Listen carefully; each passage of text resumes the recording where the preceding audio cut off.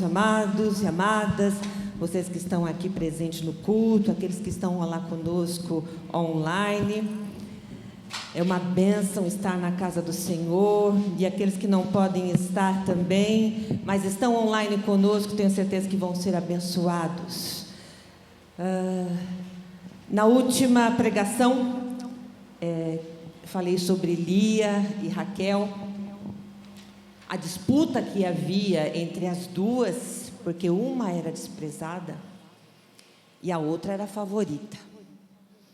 Os seus valores, prioridades também divergiam.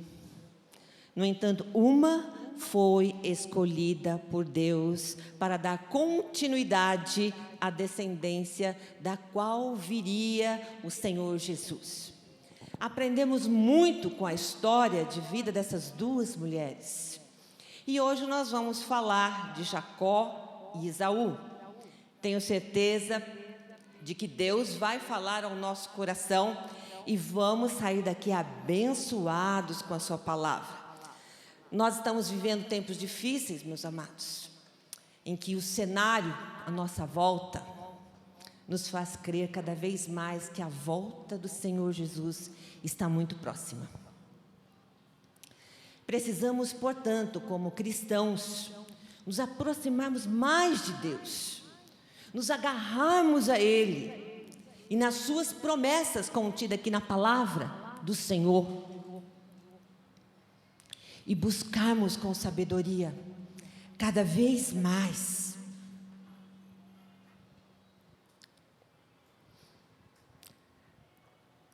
a palavra do Senhor para tomarmos decisões.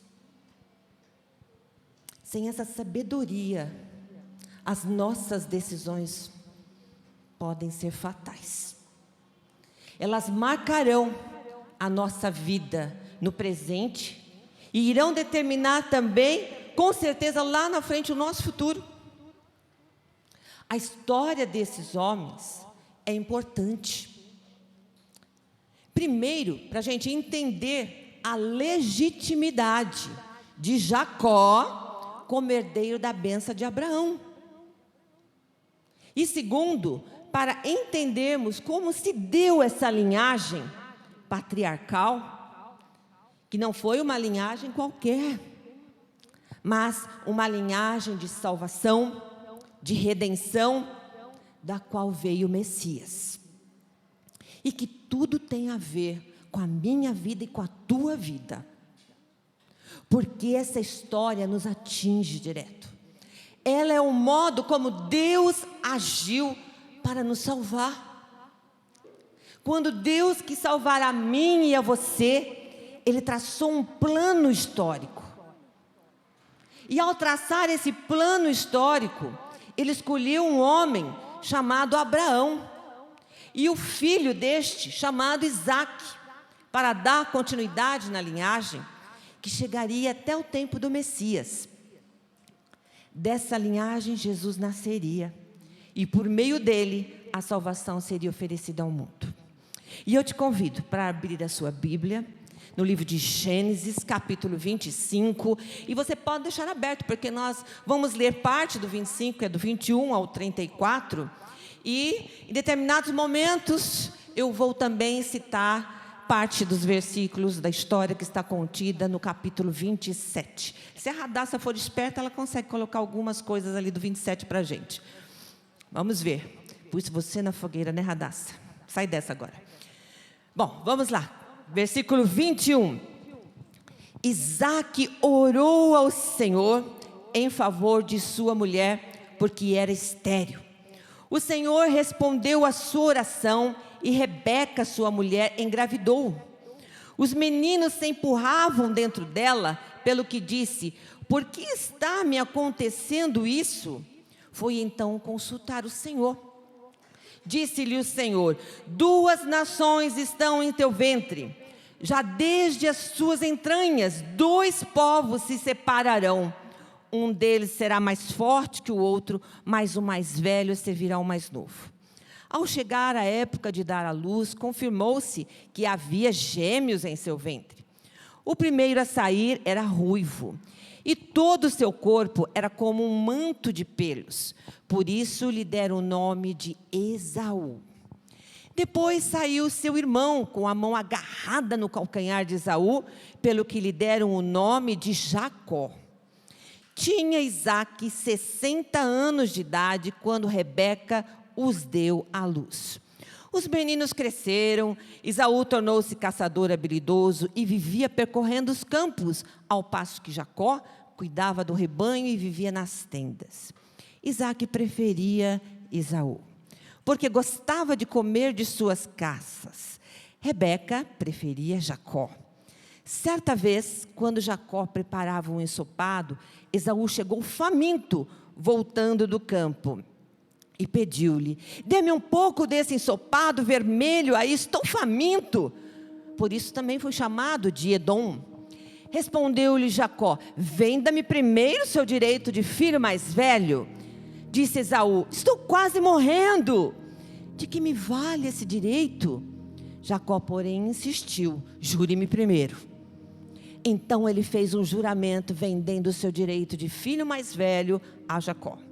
Então Jacó serviu a Esaú pão com ensopado de lentilhas. Ele comeu, bebeu, levantou-se e se foi. Assim Esaú desprezou o seu direito de filho mais velho. Vamos orar. Pai querido, eis a porção da tua palavra. Pedimos que o Senhor, neste momento, venha abrir o nosso coração, venha falar conosco, para que possamos entender a sua mensagem, que essa mensagem possa ser aplicada à nossa vida, possa corrigir os nossos erros, possa nos alertar e nos abençoar. No nome de Jesus oramos, amém, amém.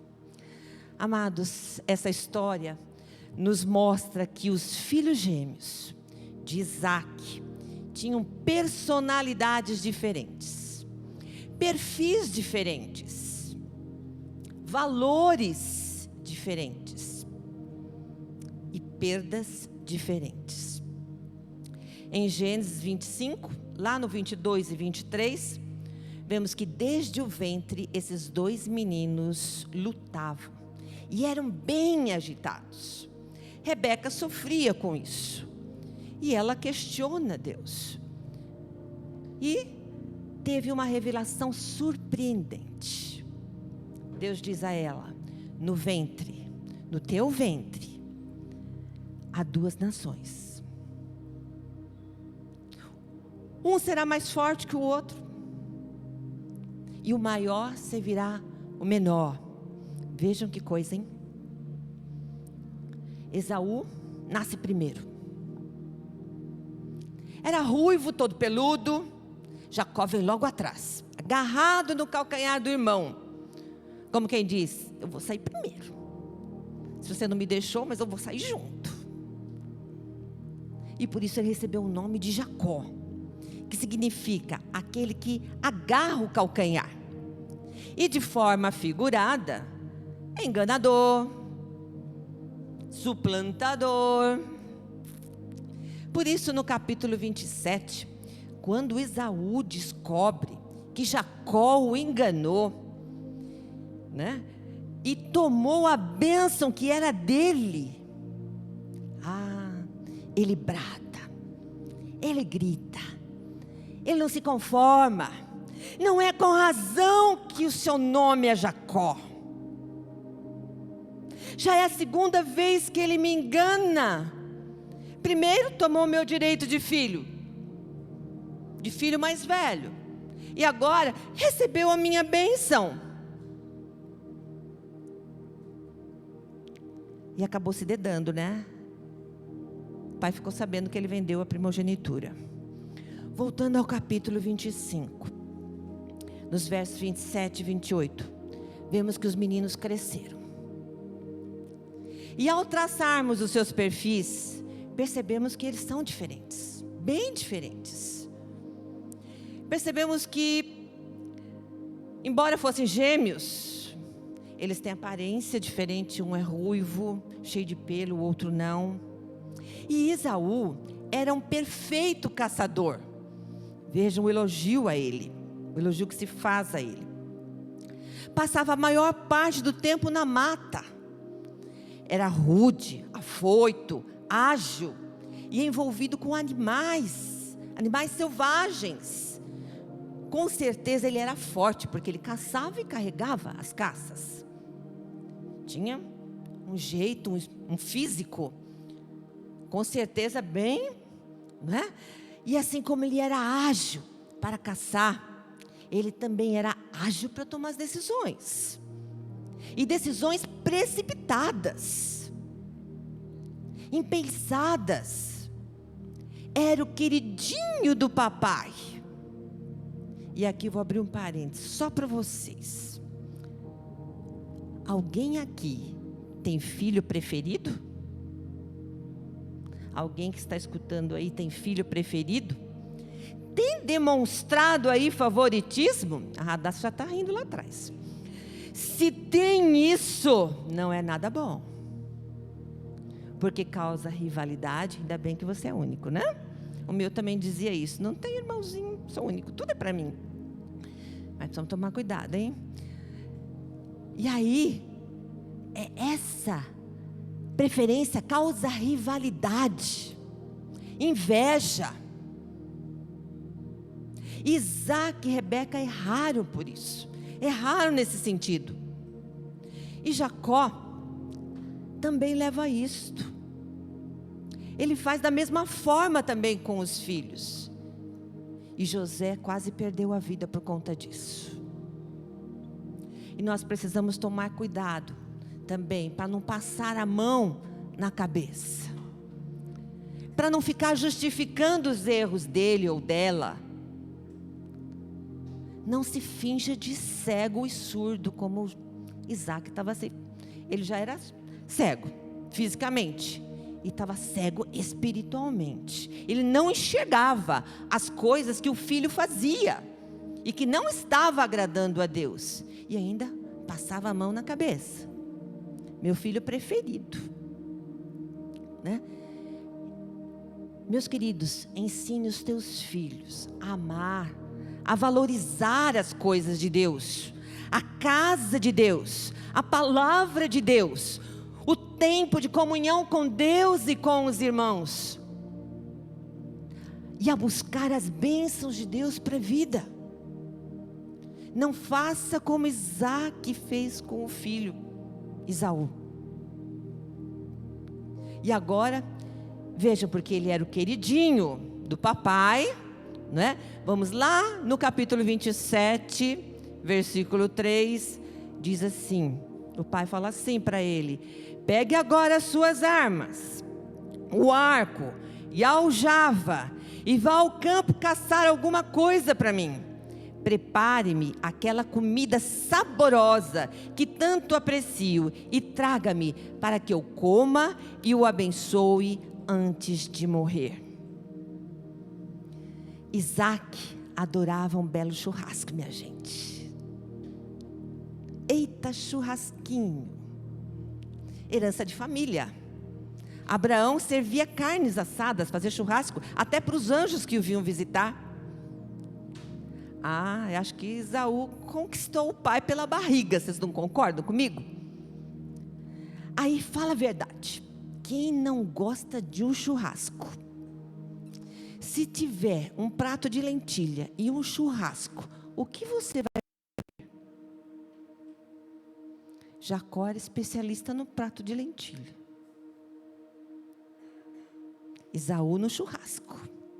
Caçava e vinha aquelas picanhas assim, ó, saborosas. Né? E por causa dessas habilidades, também ele era um homem de destaque. Por isso ele é elogiado aqui. Aos olhos humanos, a princípio ele tinha tudo para ser um líder. Porque os primogênitos seriam aqueles que iriam herdar, não é? Toda a herança do pai. Iria ser aquele patriarca que iria conduzir a família, responsável pela família, responsável por tudo. Ele ia ser um líder da família. Mas no decorrer da história, vamos observando que apesar de ser um excelente profissional na caça, ele era um péssimo homem na vida espiritual. Ele era falho em outras áreas da sua vida. Agora vejam os versos 27 e 28 do capítulo 25. Obrigada, querido.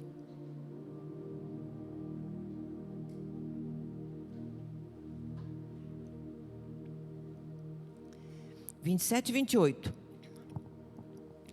Jacó era apegado a quem? A mãe. Ele era o queridinho da mamãe. Quem não gosta de ser queridinho da mamãe? Acho que todo mundo, né? Ele era um homem pacato, que habitava em tenda, e ele não passava a noite na mata não, como Esaú fazia. Ele era um homem que habitava em tenda, que dormia na sua caminha. Era um homem quieto, dado a outras habilidades, e de personalidade bem diferente de Esaú, seu irmão. Ele aprendeu a cozinhar bem. Prova é que aquele prato de lentilha atraiu por demais o seu irmão, né? E aí ele vendeu a primogenitura. E diz que ele cuidava das ovelhas também muito bem. E a gente pode observar isso na história, principalmente quando ele está lá na casa de Labão, cuidando das ovelhas. Como ele cuidou, como ele prosperou. Perfis diferentes, amados. Habilidades diferentes. Ambos trabalhadores. Até aqui tudo bem.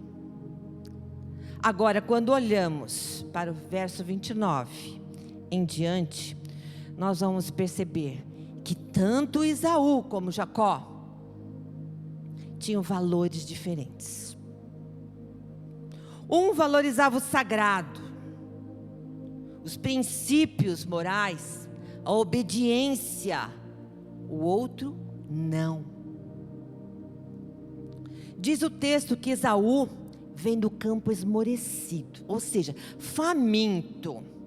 Talvez tenha ficado ali dias, horas, não sei. E se levou alguma provisão, alguma coisa para comer, deve ter acabado. E não conseguiu caçar nada também, não deu nada certo. E aí ele veio como? Faminto. Ou talvez aquele prato de lentilha cheirava muito forte. Um cheiro que atrai, que ninguém resiste.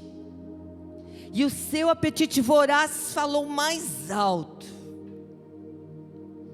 Não sabemos ao certo, mas o fato é que o escritor faz questão de mostrar aqui que ele chega, ele vê aquele prato delicioso de lentilha, preparado por Jacó, e de imediato ele chega perto do irmão e fala: deixe-me de comer, deixe-me comer, dá-me dessa comida, porque eu estou esmorecido, quase morrendo. No hebraico, essas palavras são fortes demais, são enfáticas. É como se ele estivesse dizendo: peço-te que me deixe devorar esse cozido vermelho, senão eu vou morrer. Devorar. Este homem estava desesperado, minha gente. Saciar a sua fome naquele momento era mais importante do que qualquer coisa, principalmente do seu direito de primogenitura. Imaginem só.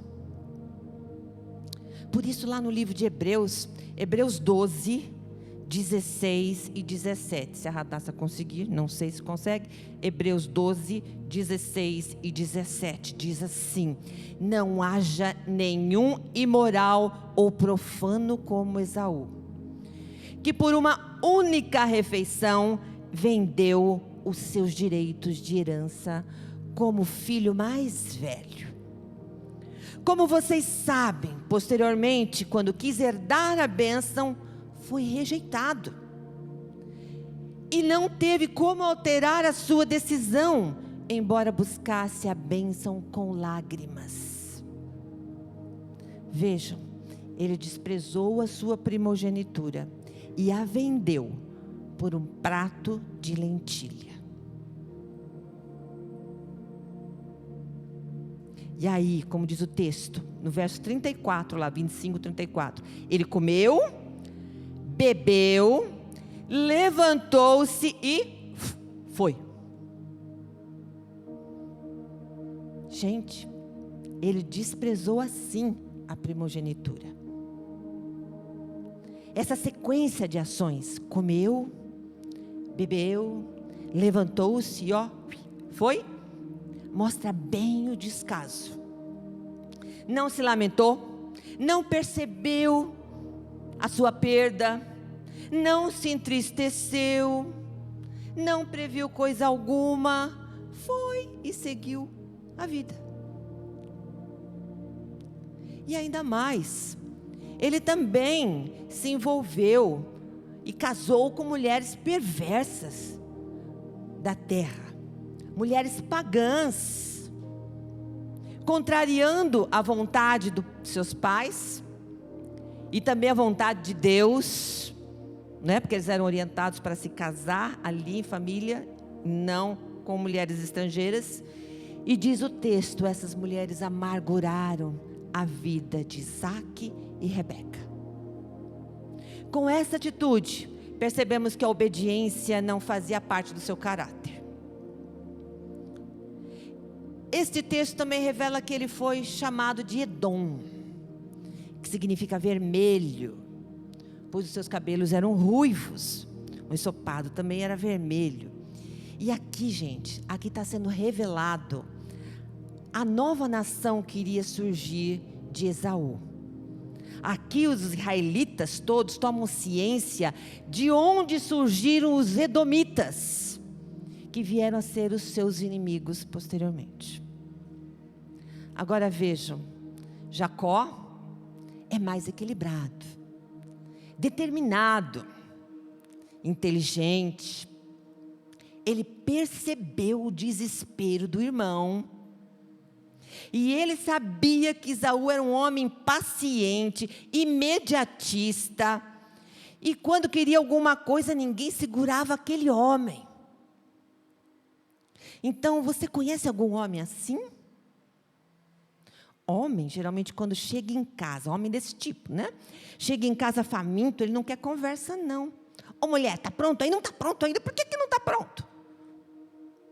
Quer comer? Estou faminto. Não quer esperar. Já começa a avançar nos pratos, na panela. E não raciocina não, gente. Homem assim não raciocina. E se tiver gênio forte, então, não tem paciência para esperar. E Jacó conhecia bem o irmão era bem assim. Então ele aproveitou a situação do desespero do seu irmão e o surpreende. Nossa, com um pedido fantástico. Venda-me a sua primogenitura. Jacó queria demasiadamente essa bênção da primogenitura. Ele valorizava isso. Ele sabia que Deus havia prometido coisas grandiosas através dessa bênção. Então ele não queria perder de forma alguma. Não sabemos se ele foi influenciado pela mãe, por conta da revelação que Deus havia feito a ela, ou se ele já tinha essa noção, não é? Vinda lá de Abraão, contada até bem por Isaque, né? Seu pai. Mas nós percebemos que ele valoriza realmente essa bênção.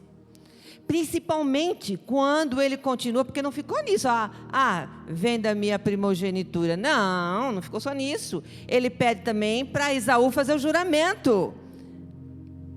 E naquele momento, a venda foi sacramentada. Deus agora era testemunha. E ele não podia voltar atrás. Agora a bênção seria de Jacó. Meus amados, sabemos que toda escolha, toda ação tem uma consequência. Por isso, aqui eles terão perdas. Por conta dos seus pecados, eles terão perdas importantes. Perdas diferentes, lógico. Então nós vamos agora viajar lá para o capítulo 27 de novo, nos versos 34 a 41. Aqui nós vemos Esaú, amargurado, chorando, esbravejando, quando o pai chega e diz que abençoou o irmão. Porque ele foi lá com o prato, levar para o pai dele o churrasquinho predileto, e de repente o pai fala: não, já comi. Quem é você? Pai, eu sou o Esaú. Eu trouxe o teu prato, o teu churrasquinho predileto. Coma aí e me dê a bênção. Aí o pai percebe que ele foi enganado. E aí ele fala: então foi teu irmão que veio aqui, eu já dei a bênção para ele. Agora não tenho mais nada para te dar. Não tinha mais nenhuma bênção. E aí, em seu ímpeto, ele coloca a culpa do irmão.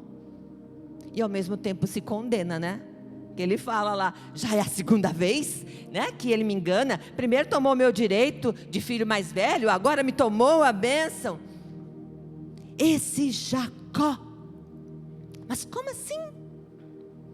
A bênção está atrelada à primogenitura.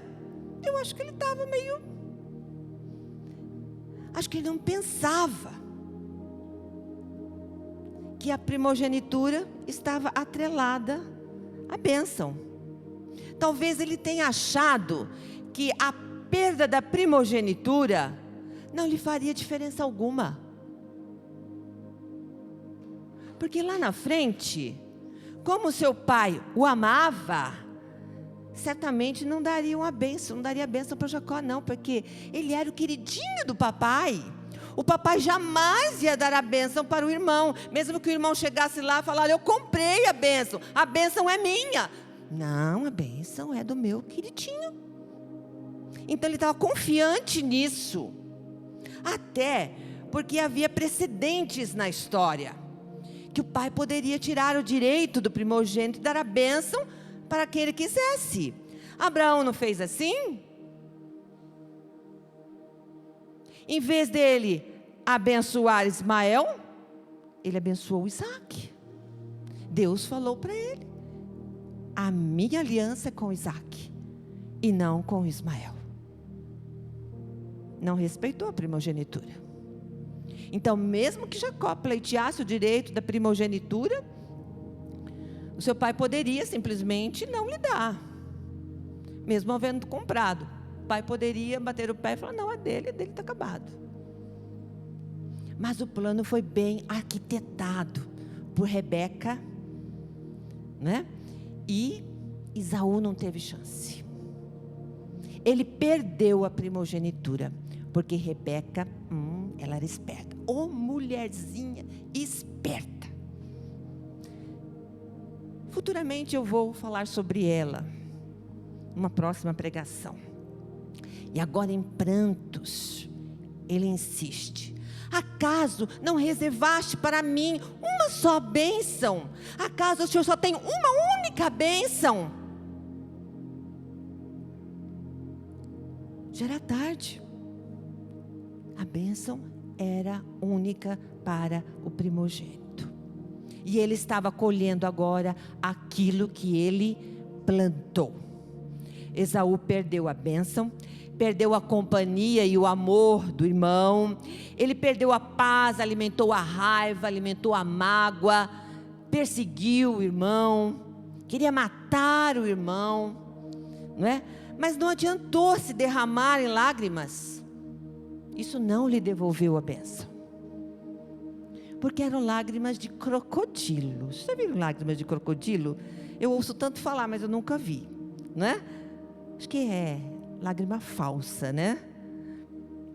Não havia sinceridade e arrependimento, muito menos vontade de mudar o seu coração.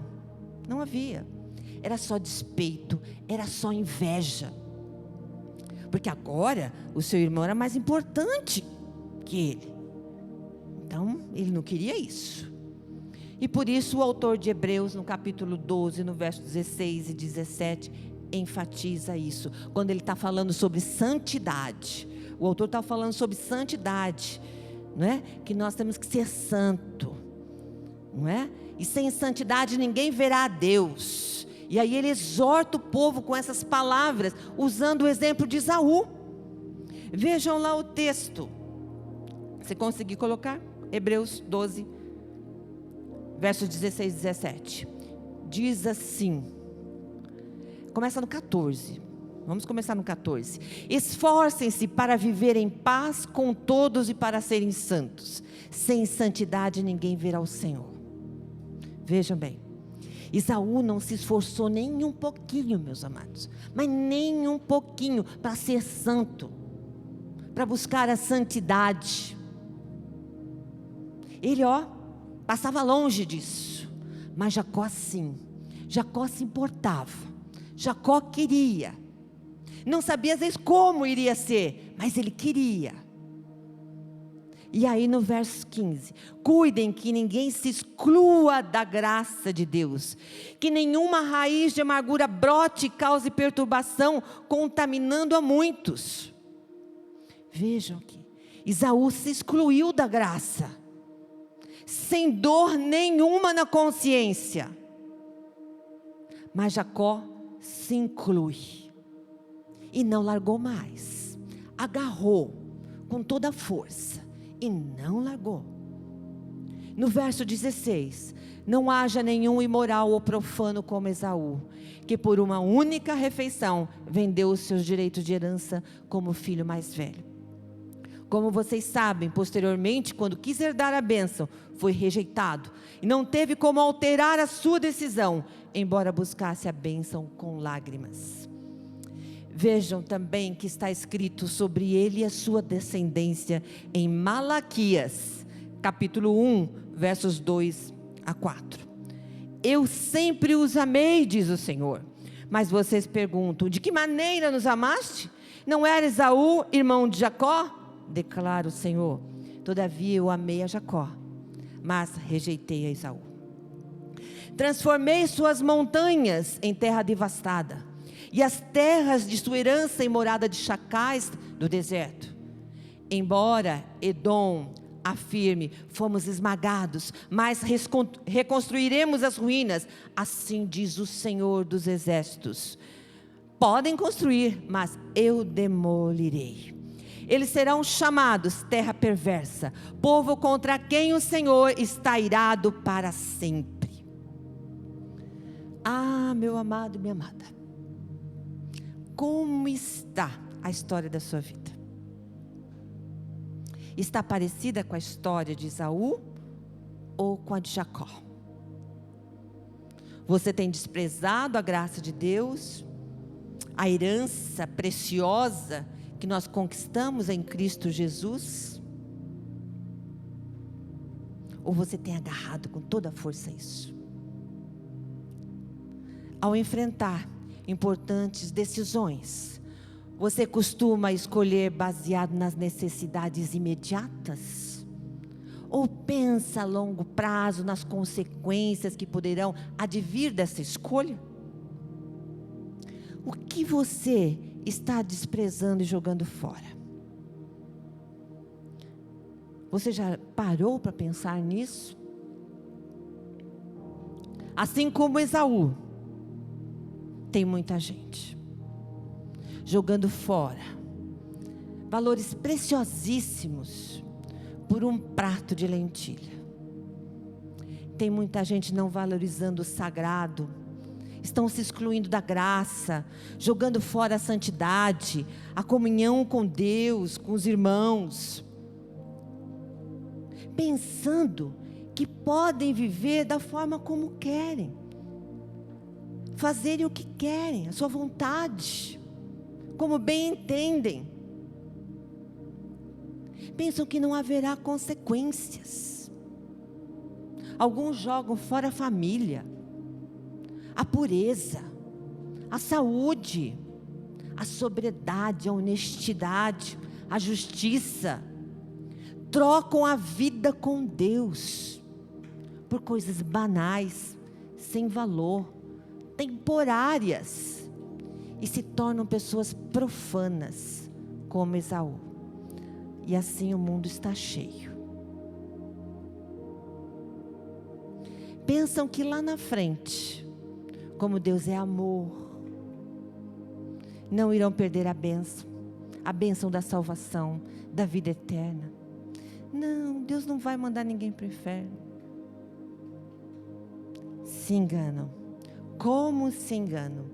Porque como está aqui escrito, vai ser no capítulo 12, 17, como vocês sabem, posteriormente, quando quis herdar a bênção, foi rejeitado e não teve como alterar essa decisão.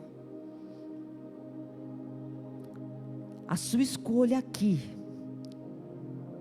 vai influenciar onde você vai passar a eternidade. Esaú escolheu, plantou e colheu aquilo que plantou.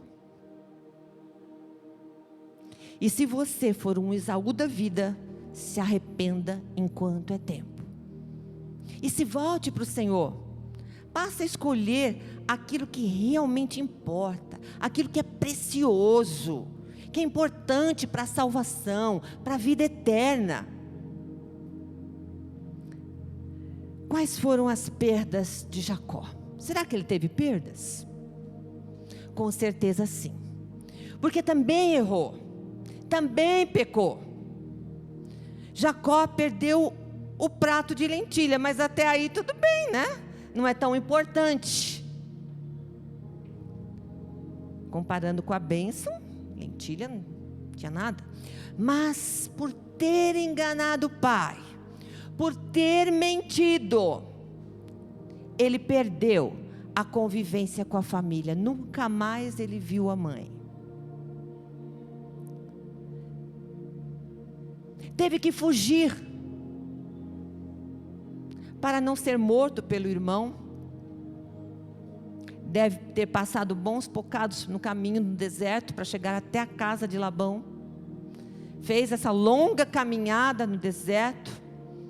E pelo jeito sem nada, então sofreu, viveu exilado ali 20 anos, trabalhando como escravo para o seu sogro.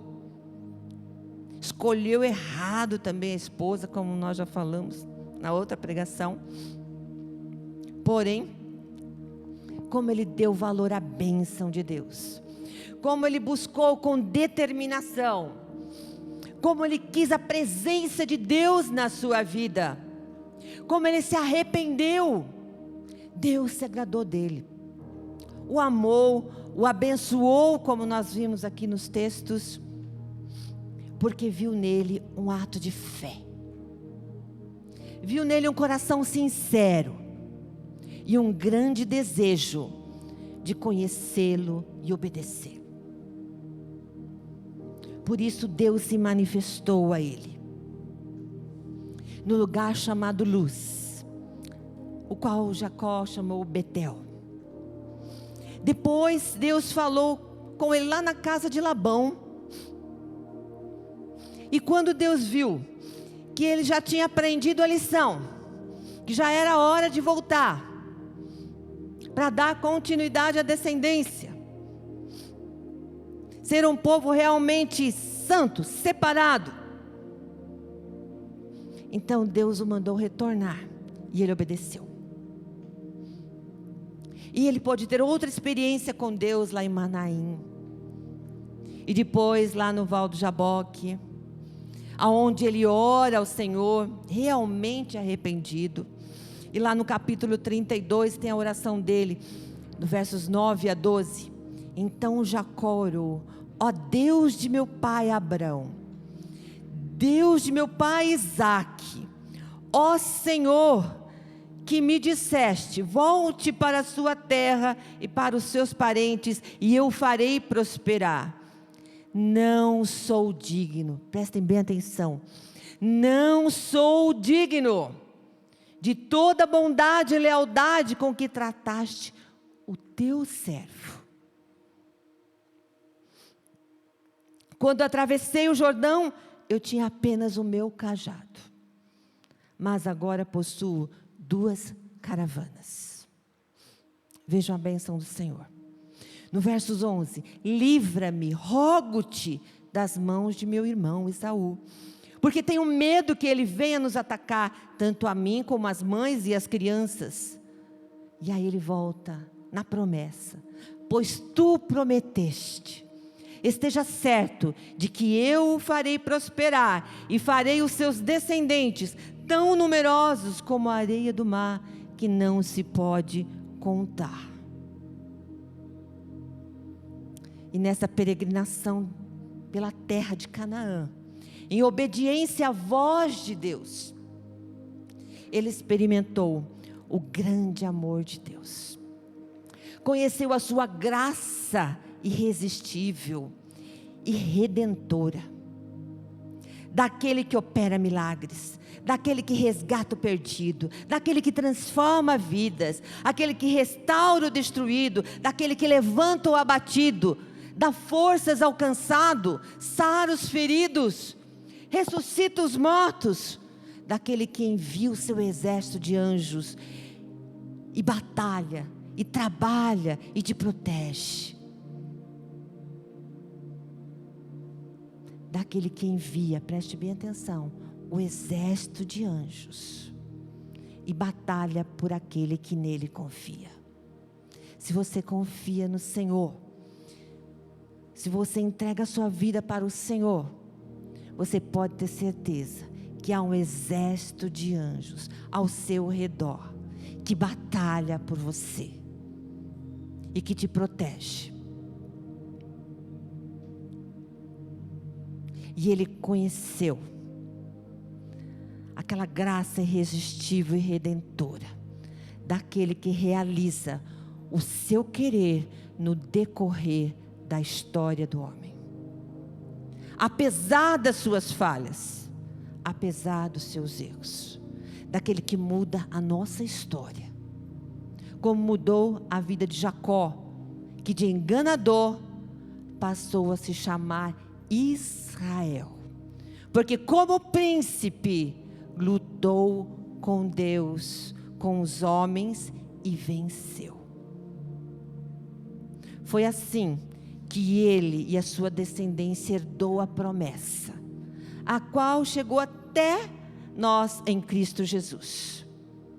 E assim, o amor de Deus, a sua graça misericordiosa, redentora, incondicional, se manifestou a todos nós. Apesar dos nossos erros, o Senhor nos atrai com o seu amor, nos corrige, nos abençoa. Nós somos um povo a quem Deus ama, corrige e abençoa. Assim está escrito em Oséias, capítulo 12, versos 2 a 6. O Senhor tem uma acusação contra Judá e vai castigar Jacó, de acordo com os seus caminhos, de acordo com as suas ações, lhe retribuirá. No ventre da mãe, segurou o calcanhar de seu irmão, como homem lutou com Deus. Ele lutou com o anjo e saiu vencedor, chorou, implorou o seu favor. Em Betel, encontrou a Deus, que ali conversou com ele. Sim, o próprio Senhor, o Deus dos exércitos. Senhor é o nome pelo qual ficou famoso. Portanto, volte para o seu Deus, pratique a lealdade e a justiça e confie sempre no Senhor. Meu amado, Deus um dia disse: eu quero te abençoar. Eu quero abençoar aquele homem, eu quero abençoar aquela mulher, aquele jovem, aquela jovem. E eu vou fazer isso através de uma história, a história da redenção, a qual darei como promessa a Abraão e a sua descendência. Apesar das suas falhas, apesar dos seus defeitos, essa promessa de bênção vai alcançar aqueles homens e aquelas mulheres lá na frente. E eu vou atingi-los pela graça do descendente santo que virá dessa família. Essa promessa se cumpriu em Jesus Cristo. E se tornou a minha história e a sua história também. A sua história de salvação. Mas se ainda não é a sua história de salvação, ela pode vir a ser. Ainda é tempo, ela pode vir a ser a sua história de salvação. Basta que você se aproxime de Jesus, o descendente de Abraão. Basta que você diga a Ele. E agora, eu peço para você abaixar a sua cabeça. Se você quer viver essa história, se você quer que essa história de salvação seja a história da sua vida, ore comigo. Feche seus olhos e fale assim com Deus: Senhor,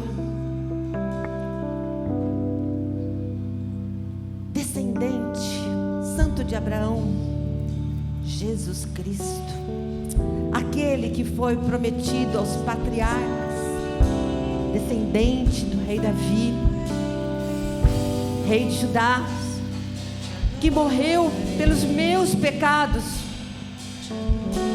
Senhor, eu sou um pecador perdido, sem esperança. Senhor, eu invoco o seu nome. Perdoa-me, Senhor. Eu quero ser um cristão abençoado pelo evangelho prometido a Abraão. Salva-me, transforma-me, dá-me o seu perdão. Eu quero ser de hoje em diante uma nova criatura em Cristo Jesus. Eu te recebo, Senhor, como meu Salvador e Jesus Cristo, e em tuas mãos entrego a minha vida. Em nome de Jesus, eu oro agradecida. Obrigada, Senhor. Obrigada, Senhor. Na escuridão, meu Deus, esse é quem tu és. Nosso Deus é um Deus de promessas. Meu Deus é Deus de milagres. Deus de milagres. Deus de promessas, caminho no deserto. Ele caminha com você no deserto. Ele é uma luz para você, você pode ter certeza. E quando você se volta para o Senhor e nele se agarra, você pode crer que Ele está ali contigo. Você pode suplicar por suas bênçãos, assim como Jacó fez. E Ele vai ouvir. Ele vai te responder. Agora confie no Senhor. Ouça o que Ele diz e obedeça. Isso é muito importante.